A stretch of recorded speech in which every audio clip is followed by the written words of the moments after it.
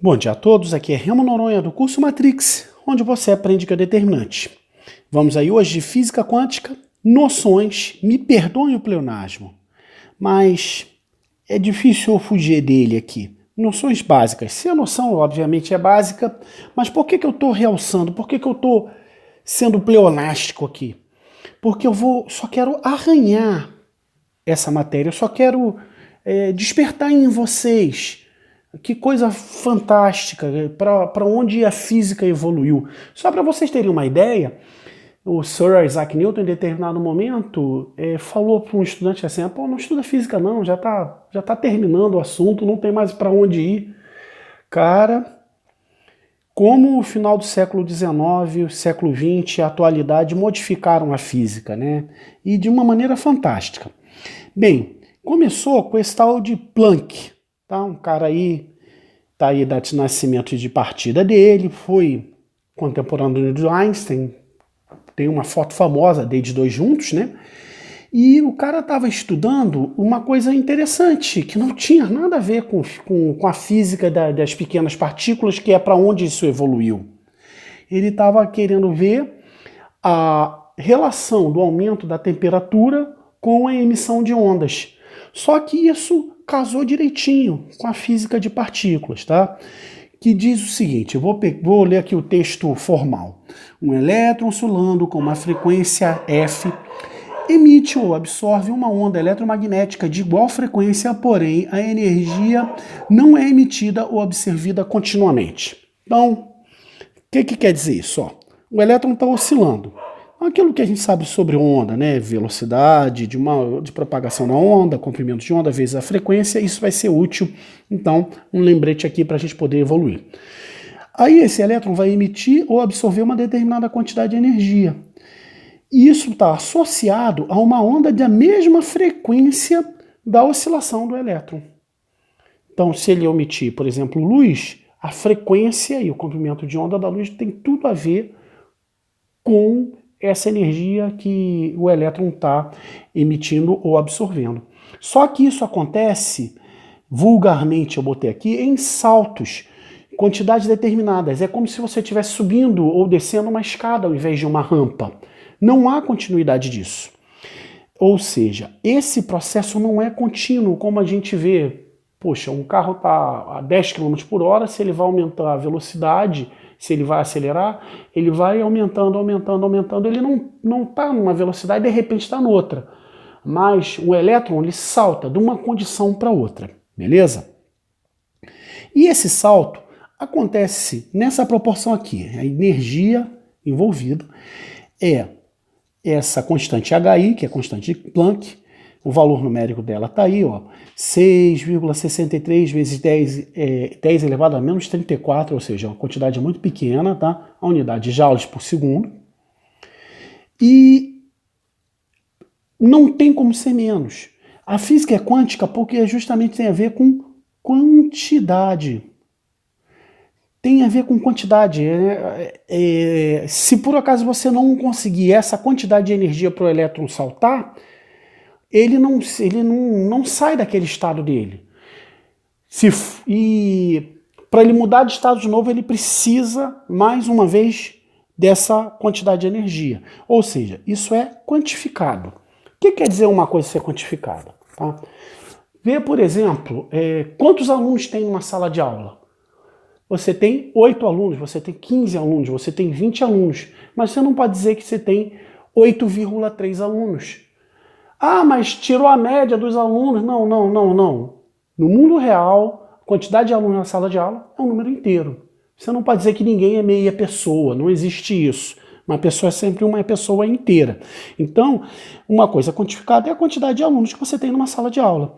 E a energia para o elétron saltar de um estado para o outro também é quantificada. Quer dizer que o elétron é como se deixasse de existir num determinado estado e instantaneamente passasse para o outro, por incrível que isso possa parecer. Quer dizer que se for cedida menos energia, nossa senhora, desculpa aqui com a língua portuguesa, nada ocorre. Beleza, pessoal? Bem, uma das consequências disso é o efeito fotoelétrico, tá? Então você tem uma determinada quantidade de energia, que você emite aí em cima de uma placa metálica, por exemplo, luz, calor, tá? Aí os elétrons saltam. Mas para ele saltar, ele tem que seguir essa lei aqui. Você tem quantidade de energia, HF, você tem uma energia inicial, ou seja, o arranjo atômico que tem lá, a atração dos prótons e elétrons, não deixa um elétron sair de lá à toa. Você tem que ter isso aí de diferença. E depois que o elétron sai, ele passa a ter uma determinada energia cinética, porque ele vai estar em movimento. Tá? E esse valor mínimo é uma característica do metal. Se chama função de trabalho do metal. Bem, para que serve isso? Uma das coisas do efeito fotoelétrico, desculpa aí, estava esquecendo o nome do efeito, é você ter uma célula fotoelétrica. Chega uma determinada quantidade de luz numa estrutura dessas, aqui na borda você tem um metal alcalino, e quando você tem uma determinada quantidade de luz que chega a ele, os elétrons vão saltar. Aí você faz um arranjo eletrônico aqui, para que aqui seja um polo positivo e a corrente passe por aqui. Conforme passa a corrente, você pega um amperímetro muito preciso aí que dá a capacidade de dizer que, olha, um elétron chegou aqui, então é porque a luz veio. Então você pode usar isso como uma chave, por exemplo, para fazer com que uma lâmpada, por exemplo, acenda ou apague, ou seja lá o que você queira fazer com isso. Tá? Bem, outra coisa que a gente pode passar a entender dessa variação de energia CHF é o novo modelo atômico que surgiu com, provavelmente eu vou errar a pronúncia do nome desse cara, né? Bohr. Né? Bem, 4 condições. Você tem uma órbita determinada pela força elétrica. Ó. Então o elétron ele vai fazer uma órbita aí ao redor do átomo. Ele é atraído pelo próton, assim como a Terra é atraída pelo Sol, só que no caso do sistema solar se trata de uma força gravitacional e aqui vai se tratar de uma força elétrica. Esse é o primeiro item. O segundo item é você tem um certo número de órbitas estáveis, isso é quantificado. Você pode estar numa órbita aqui, como pode estar numa órbita mais alta e tudo mais. Para ele saltar de órbita, como a gente já disse, você precisa de uma variação de energia que seja igual a constante de Planck multiplicado pela frequência, e o elétron salta. E essas órbitas vão ocorrer de maneira quantificada quando as posições das órbitas vai ser a constante de Planck dividido por 2π. E quando esse número for um número inteiro. Então, esse salto vai acontecer com uma proporção clarinha de quantidade de energia enviada aí. Bem, dessa forma, o que acontece? Você tem um átomo de hidrogênio aqui, por exemplo. Você tem uma órbita, 2 órbitas, 3 órbitas possíveis. Na órbita mais baixa, o elétron está com uma quantidade de energia menor. Se ele está com uma energia menor, ó, energia vai ter a ver com HF. Ele vai ter uma frequência menor. Como ele tem uma frequência menor, ele vai ter um maior comprimento de onda, fazendo com que a luz emitida tenha a ver com vermelho, por exemplo. Se por um acaso você tem o salto quântico, a energia envolvida aqui é igual a HF e o elétron sai dessa órbita mais baixa e pula para a órbita intermediária, ele vai começar a emitir luz, né, no caso, com uma frequência maior. Então o comprimento de onda diminui e você tende, por exemplo, para azul. Um novo salto, mais uma vez, essa energia vai ter que ser ao novo HF que tem aí, vai ter uma nova frequência. Como a frequência aumentou, o comprimento de onda diminui e você vai ter uma luz emitida mais voltada, por exemplo, para o violeta. Então, você consegue determinar um nível energético do elétron conforme a cor que ele vai estar emitindo. Tranquilaço, pessoal? Tem algumas coisinhas a mais aí, né? Quantidade de movimento angular vai ter uma continha para fazer, um número inteiro multiplicado por essa constante aí, que é a constante Planck com esse tracinho doido aí, que nada mais é que a constante Planck dividido por 2π. Bem, V é igual a lambda F, né? Isso aqui eu deixei como lembrete de que se você tem uma velocidade da luz, por exemplo, emitida, se a frequência aumenta, o comprimento diminui, o comprimento de onda diminui e vice-versa. E um lembrete, né? Conforme o elétron salta de um nível mais alto, ele passa a emitir uma onda com maior frequência e menor comprimento de onda. Então tem aí a possibilidade de 3 níveis quânticos para o hidrogênio. Beleza, pessoal? Outra coisa da física quântica que é muito louca, cara, que é o fato da luz poder se comportar como partícula, como, por exemplo, o próprio efeito fotoelétrico, né? Então, a luz, a gente imagina aí que nesse modelo ela está vindo com um pacote de energia que a gente vai chamar de fótons, e em tantos outros fenômenos já estudados no canal, você tem o comportamento ondulatório, como refração, difração, reflexão, tudo isso já foi discutido aqui no canal.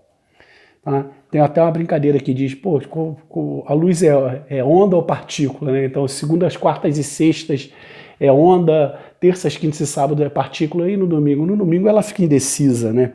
Então ela tem um comportamento dual aí que realmente é difícil ter uma compreensão clara disso. E por último, princípio da incerteza de Heisenberg.